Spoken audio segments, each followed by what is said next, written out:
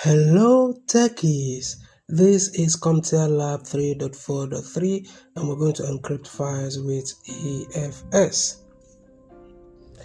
So you share a computer with other users at work, you want to secure the content of the finance folder so that unauthorized users cannot view its content. So in this lab, your task is to encrypt the finance folder and the rest. So let's go ahead and start up lab and see how we do. Alright, we are inside the lab. Remember that we're going to encrypt the finance folder and all of its content. We're going to give John file access to encrypted the finance folder. We're going to add encryption certificate. And we're going to do that by adding encryption certificate. So the first thing we want to do is we'll go to the file explorer.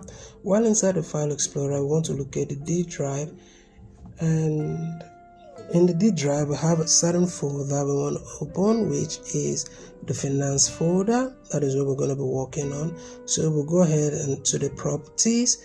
Inside the properties we want to locate advanced, and inside advanced we want to go ahead and encrypt the folder. So we'll go ahead and check this.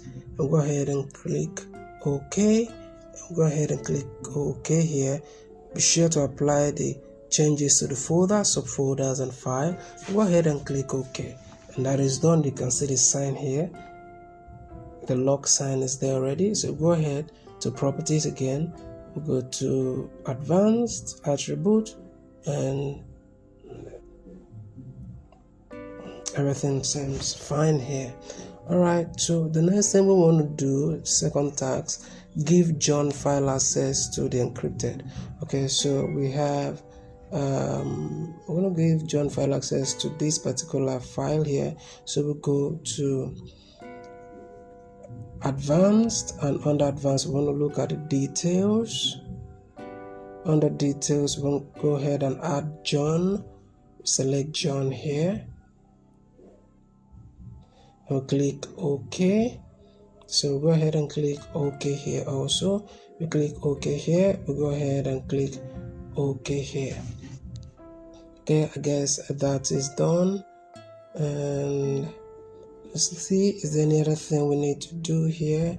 Everything here appears to be fine. So if you find this video helpful, don't forget to like and subscribe. Remember to reach out to me if you're having any challenges with any of your IT courses, and I will make sure you come out with an A. Just reach out to me through the WhatsApp number on the screen. Thank you for watching, and I will see you in my next video.